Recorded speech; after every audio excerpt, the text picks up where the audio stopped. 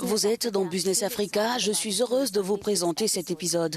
Les entrepreneurs du continent s'aventurent sur de nouveaux territoires alors que le continent développe des partenariats en voie d'apporter une prospérité. Je suis Afolake Oyinloye. À la découverte de Timeless Capital Coin, une crypto-monnaie conçue pour répondre aux défis des entrepreneurs sur le continent.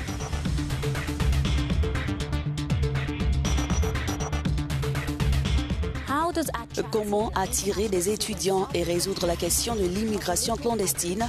Nous y reviendrons dans cet épisode.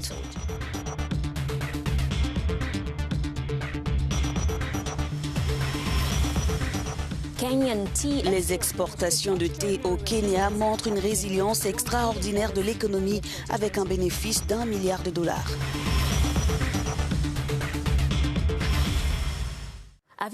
Avez-vous suivi ces derniers mois l'évolution de la valeur des crypto-monnaies? Vous êtes-vous demandé comment participer à cette révolution? Ou si ces monnaies numériques pouvaient être adaptées aux économies africaines? Eh bien, l'ex-footballeur international togolais Donaldson Sake y a pensé. Il a développé la Timeless Capital Coin qui devrait répondre aux problèmes des entrepreneurs des pays en voie de développement. Le Bitcoin a franchi pour la première fois de son histoire la barre des 60 000 dollars. Le Bitcoin ne cesse actuellement de repousser ses records et a triplé de valeur sur les 3 derniers mois. Il valait encore 20 000 dollars mi-décembre et a dépassé la barre des 50 000 il y a un mois à peine. La croissance exponentielle de la crypto-monnaie a donné des idées au Togolais Donaldson Nukunu Sake. L'ex-footballeur international a lancé le Timeless Capital Coin, sa propre crypto-monnaie alimentée par un écosystème d'outils et de services basés sur la blockchain. La monnaie virtuelle conçue pour les entrepreneurs des pays à économie émergente d'Afrique et d'ailleurs, elle permet aux entrepreneurs de convertir leur monnaie fiat en crypto-monnaie. Le Timeless Capital Coin vaut actuellement 10 centimes de dollars à la bourse, mais ses concepteurs travaillent à atteindre un seuil d'au moins 1 dollar. Cependant, la crypto-monnaie inquiète certains observateurs du marché et qui n'exclut pas une forte correction, voire l'explosion d'une bulle. Donaldson Nukunu Sake, PDG de Timeless Capital Technology, nous a rejoints depuis l'Allemagne. Bienvenue. Comment expliquer la montée en puissance des crypto-monnaies, en particulier du Bitcoin?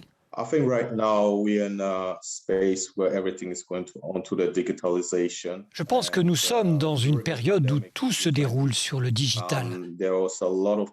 Pendant la pandémie, beaucoup de personnes sans emploi ou qui ne travaillaient pas régulièrement tentaient de trouver une manière d'investir leur argent. Comment obtenir un meilleur rapport lié à leurs investissements?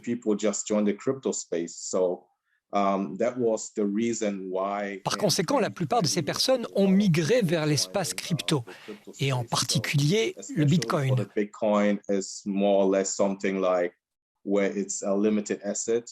Vous n'avez que 20 à 21 millions de Bitcoin dans le monde. C'est un peu comme si vous déteniez de l'or numérique. Votre Bitcoin gagne de la valeur comme actif, mais il peut également être utilisé comme stratégie de paiement.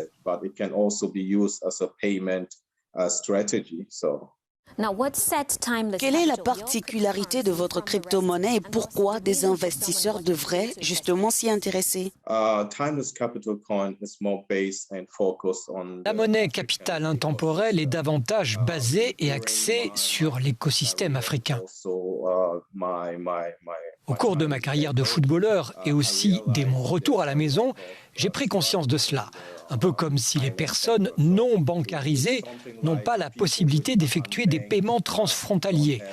Ils doivent passer par différentes institutions financières.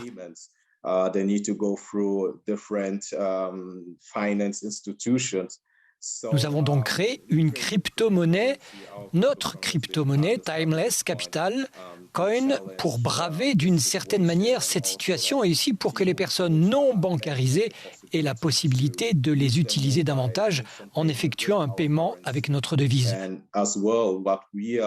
De plus, ce que nous visons, c'est également de créer quelque chose comparable à un système de prêt dans lequel nous transférons la crypto-monnaie aux petites entreprises qui, de fait, peuvent obtenir des actifs ou des actifs en banque.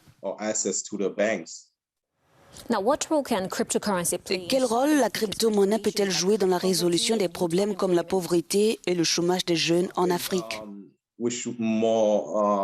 Concentrate not only on the cryptocurrency but more on the system behind, which is the... Je pense que nous devrions davantage nous concentrer non seulement sur la crypto-monnaie, mais également sur le système derrière lequel se trouve le système de blockchain. Et ce afin que le système de blockchain soit quelque chose que nous puissions utiliser dans l'écosystème africain pour créer une meilleure structure numérique. Try to give that knowledge to the youth, to give that knowledge to the Je pense donc que le rôle que la crypto-monnaie mondiale peut avoir, c'est de mieux s'adresser aux jeunes, parce que 70% de la population africaine a moins de 25 ans. Donc, si nous utilisons cela et si nous leur enseignons les enjeux de la crypto-monnaie, l'avenir des blockchains, un peu comme les gens enseignaient Internet dans les années 80 ou 90, je pense que cela peut résoudre beaucoup de problèmes sur le long terme. Mon opinion personnelle à ce sujet est que, par exemple, si je prends une image, c'est par exemple que le système permet aux plus riches de prendre le métro, mais aussi aux personnes sans domicile fixe. Alors pourquoi ne pas utiliser ce type de connaissances ou de technologie et permettre à tout le monde d'y avoir accès? Voilà mon opinion. Et nous pouvons également mettre en œuvre cette technologie au service de l'agriculture ou de notre fintech afin de développer l'infrastructure numérique et obtenir plus d'espace de travail pour les personnes sur le continent.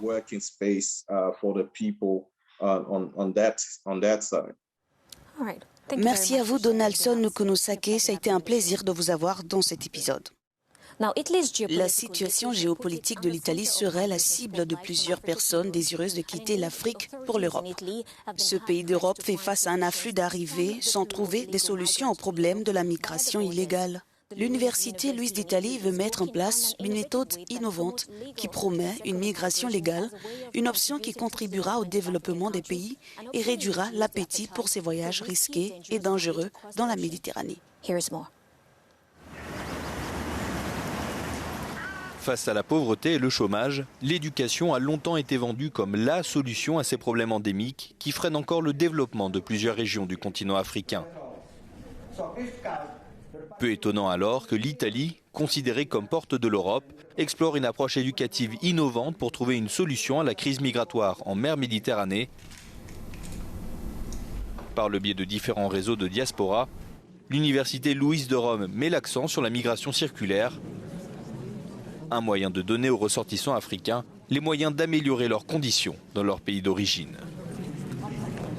L'université a élaboré un projet justement qui a cette ambition de faire beaucoup de communication, de présenter ce qu'elle fait, ce qu'elle offre, soit au niveau possibilité de payer, parce que l'université a deux types de propositions, la participation payante à la formation universitaire et la bourse d'études.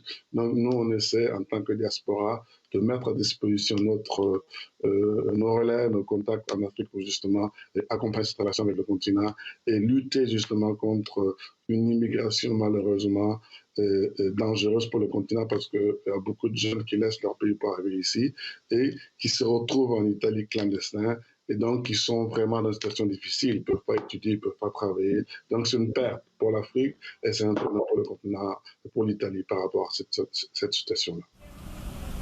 Pour Cléophas Adrien Dioma, directeur exécutif de la Italia Africa Business Week, la lutte contre l'immigration clandestine passe par le développement des pays africains. Le secteur privé étant devenu une des priorités en termes d'investissement, c'est sur cet aspect que la coopération des diasporas avec l'Italie s'est concentrée. Une collaboration internationale qui met l'accent sur un développement des entrepreneurs africains par l'obtention d'un savoir-faire made in Italy.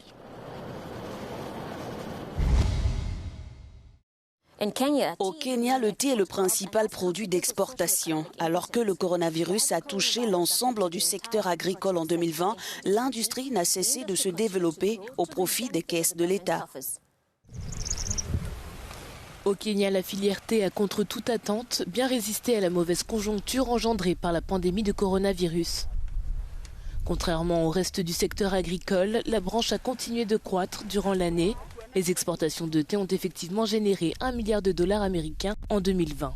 Des recettes qui s'expliquent essentiellement par l'augmentation des volumes expédiés sur le marché international, car si les hommes, eux, ont été limités en termes de déplacement, un stock de thé de près de 520 000 tonnes a été écoulé vers 46 destinations dans le monde, parmi lesquelles le Pakistan, la Russie, mais aussi le Soudan et le Nigeria. Une amélioration des exportations de 4% par rapport à 2019 qui fait du bien aux caisses de l'État.